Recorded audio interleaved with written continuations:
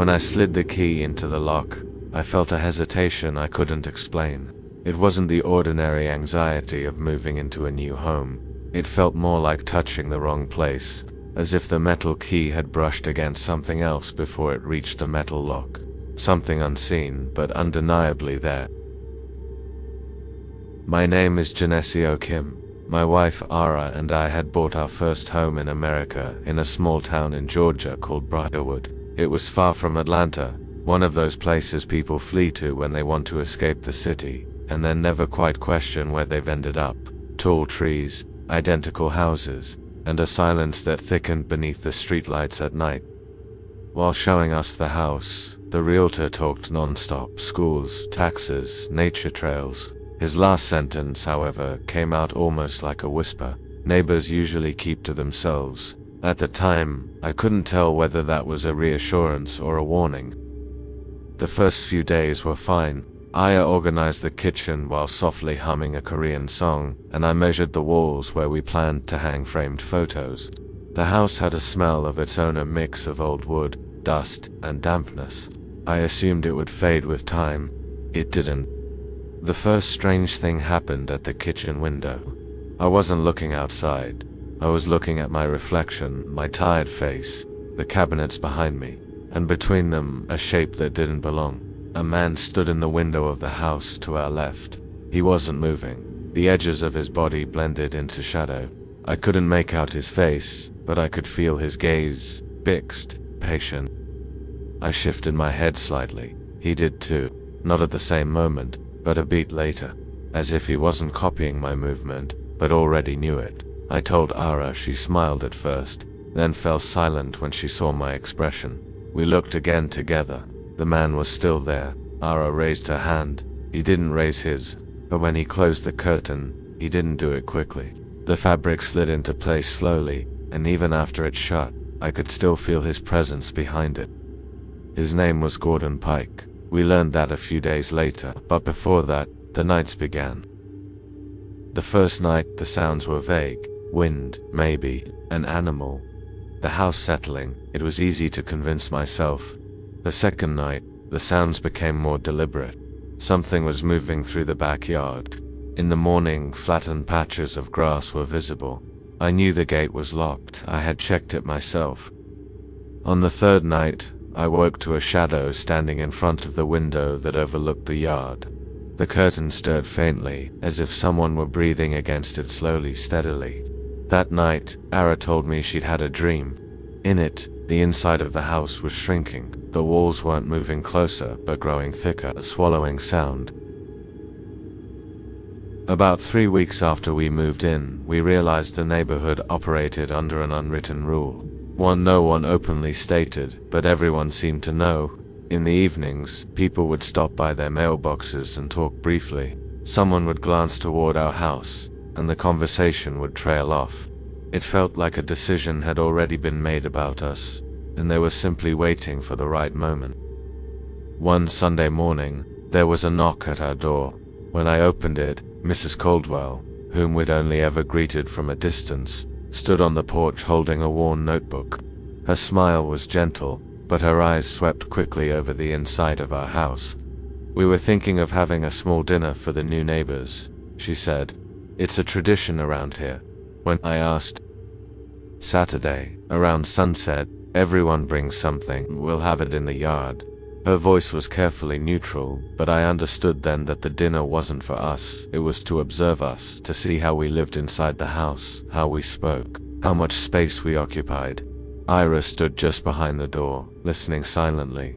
Mrs. Caldwell's gaze flicked to her for a brief moment, then returned to me.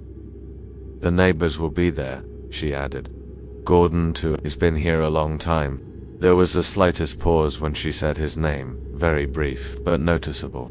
When Saturday arrived, the neighborhood seemed to preserve its usual quiet with intention. As the afternoon wore on, chairs were carried out to front yards, folding tables were set up, plastic plates arranged. There was laughter, but it was restrained. No one raised their voice too much. When we stepped outside, every gaze turned toward us at once. For a moment, the conversation stopped. Then they resumed, but the tone had changed. The neighborhood dinner was where everything surfaced. That was where I truly saw Gordon up close. The smell of alcohol had soaked into his skin. His laughter came at the wrong times, bursting out before people finished speaking, landing awkwardly where it didn't belong. "The new owners," he said, looking straight at us. "That house was empty for a long time," Ira asked. "Why?" Gordon shrugged. "Some houses don't want just anyone." As the evening went on and he kept drinking, his words grew heavier.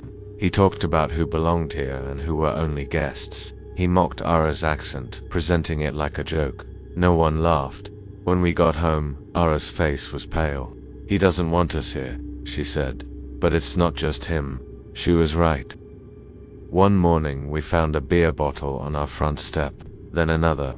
Cigarette butts appeared along the edge of the backyard. I installed cameras.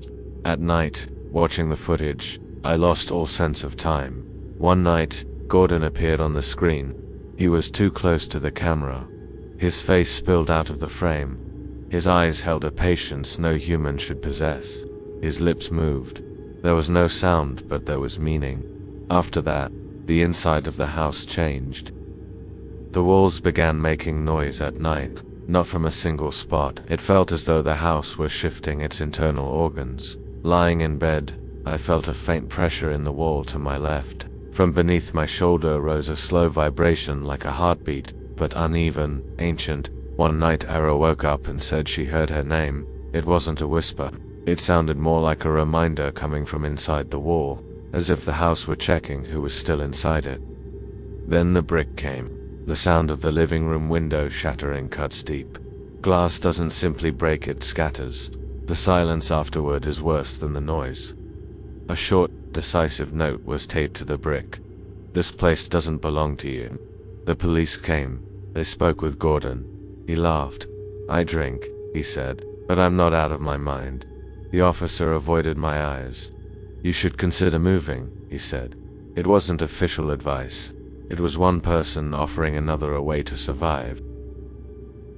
The final weeks passed as we packed. The house didn't resist, but it watched us. I could feel it. We had to spend one last night there. That night Gordon was inside the house. When I saw him, I wasn't afraid. What settled over me instead was the weight of understanding something at last. Gordon was no longer a neighbor. He was something that had broken off from the house. The walls breathing echoed in his chest.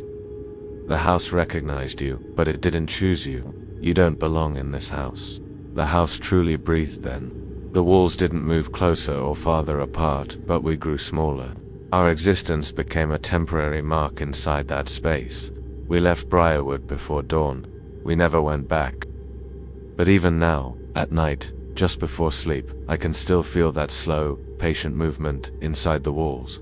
The truth that a house can know who lives within it and sometimes refuses to let them go. And I know this, that house is still occupied.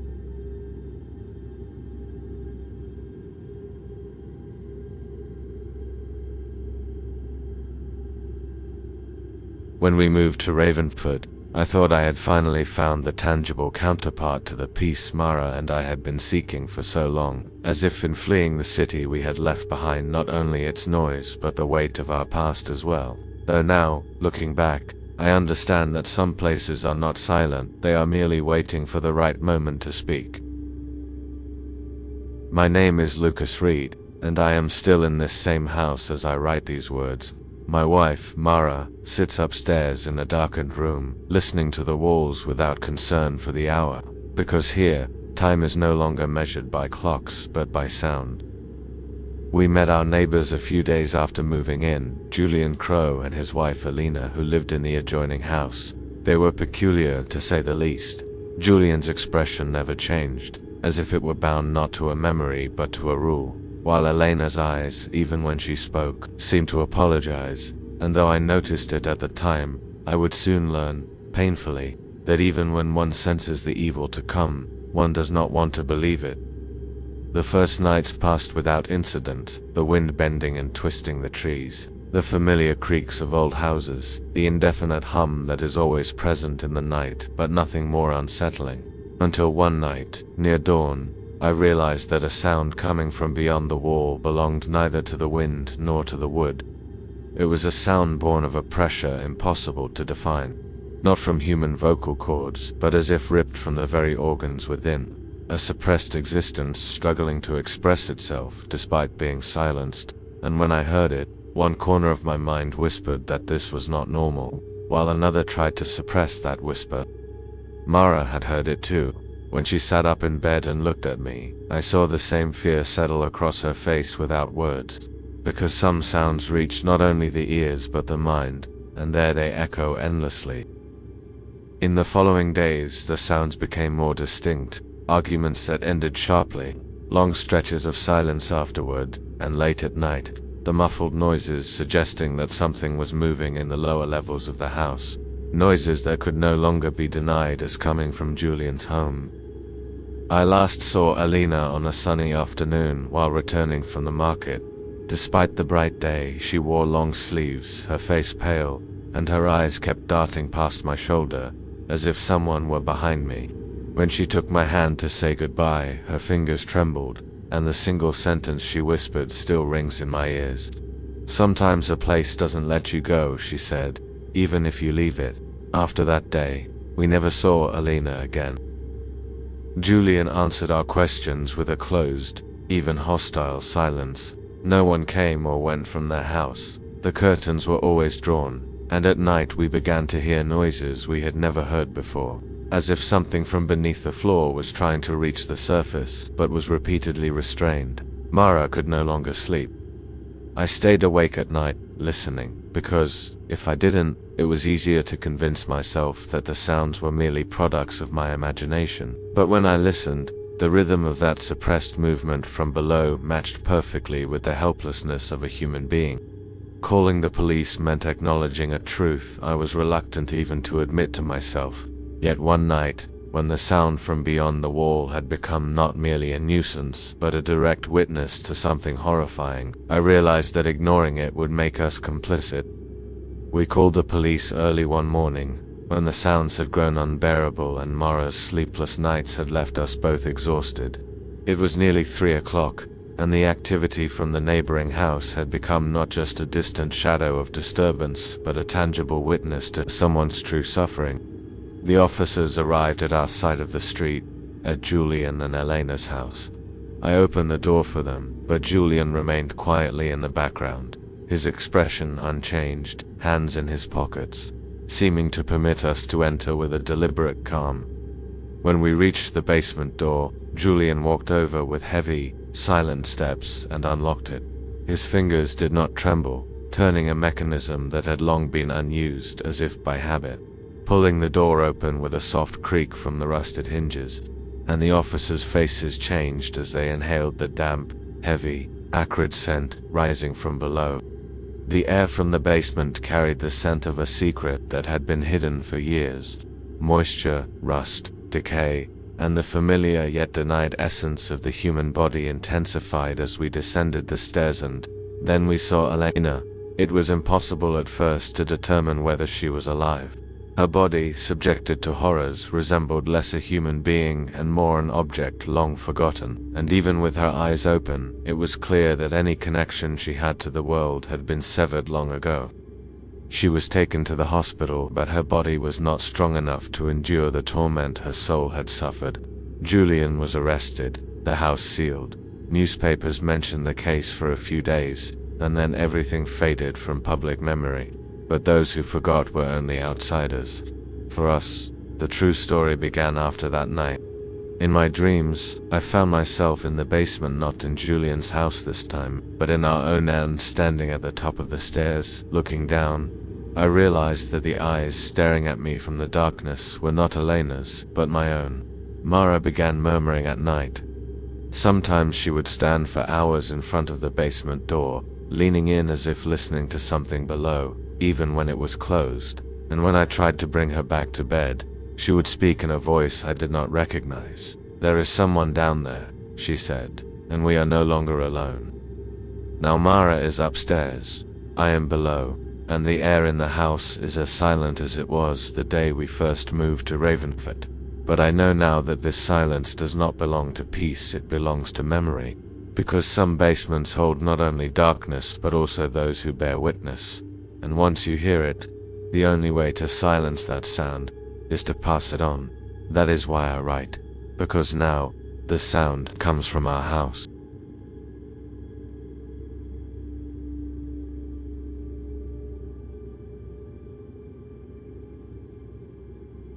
When I moved to New York, December had only just begun. The city reveals a different face at that time of year. The streets seem brighter, the nights longer. Christmas lights illuminate not only the buildings but also people's faces. Everyone walks as if they are rushing somewhere, yet no one truly appears to be in a hurry. For me, the move was less about starting a new life and more about the need to escape an old one. My name is Claire Donovan. I am 28 years old. I was living alone in an old apartment building in northern Brooklyn, overlooking the Hudson River, its exterior covered in dark brick. Unlike modern buildings, this one had a weight to it, something that pulled you inward. The hallways were narrow, the ceilings unnecessarily high. The walls were thick, but that thickness felt less like protection and more like something meant to conceal whatever remained inside. During my first days there, I noticed the building's silence. It was an unusual silence for New York. Sounds from the street did not travel upward, and the presence of neighbors was barely perceptible. Rather than unsettling me, it brought a sense of relief. I thought solitude might be easier to endure here. For the first few weeks, I paid little attention to the sounds I heard at night. Pipes expanding, wind brushing against the windows, the building's aging structure shifting within itself. All of it had reasonable explanations. In a big city, noise is not something you question. But after the Christmas decorations were hung on the building's facade, the nights began to change. I heard the first sound in that fragile moment between sleep and wakefulness. The wall separating my apartment from the next resonated with a short but distinct impact. The sound was neither harsh nor vague. It was measured, as if whatever caused it had carefully adjusted its strength. I opened my eyes. The room was dark. A pale glow from a street lamp slipped through the gap in the curtains. I checked my watch. It was well past midnight. I did not move. I listened. The wall fell silent. The next day, I told no one. Even if I had tried, I would not have known how to describe it. Saying that I heard a sound was not enough. Putting the intention behind it into words felt impossible. The second night, the sound returned. This time it was not a single impact. It repeated itself with pauses in between. Each time it felt as though someone on the other side of the wall was listening to me, measuring my response. I held my breath and remained perfectly still beneath the blanket. That was when I began to wonder whether anyone truly lived in the adjacent apartment. I knew nothing about that unit. I had never seen its door. There was no name on the mailbox. At times I thought I heard footsteps in the hallway, but I could not tell whether they belonged to someone else or were merely echoes of the building itself. The next morning, I caught the doorman. His name was Leonard. He was well into his 70s, and it was clear he knew the building well. He answered questions briefly and avoided eye contact. When I asked about the neighboring apartment, a faint tension crossed his face. "It's been empty for a long time," he said. "Are you sure?" I asked. He nodded. It was clear he did not want to continue the conversation. On the third night, the sound was no longer just an impact. There was a sense of movement along the inner surface of the wall, directionless yet deliberate.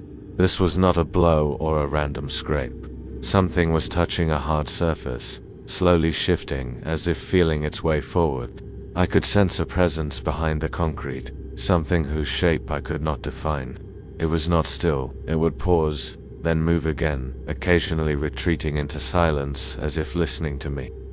When I focused, every other sound in the building faded away. There was no wind, no hum from the pipes. Only that conscious presence behind the wall remained. I knew it was there.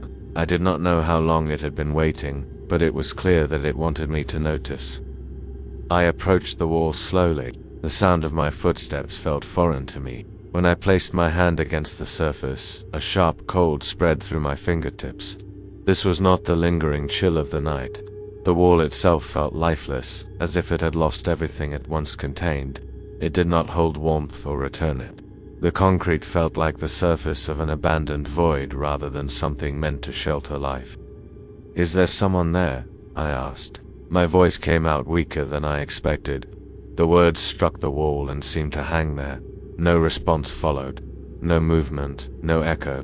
The silence was heavier than it should have been. Then, directly behind me, a voice rose from within my room. "Claire."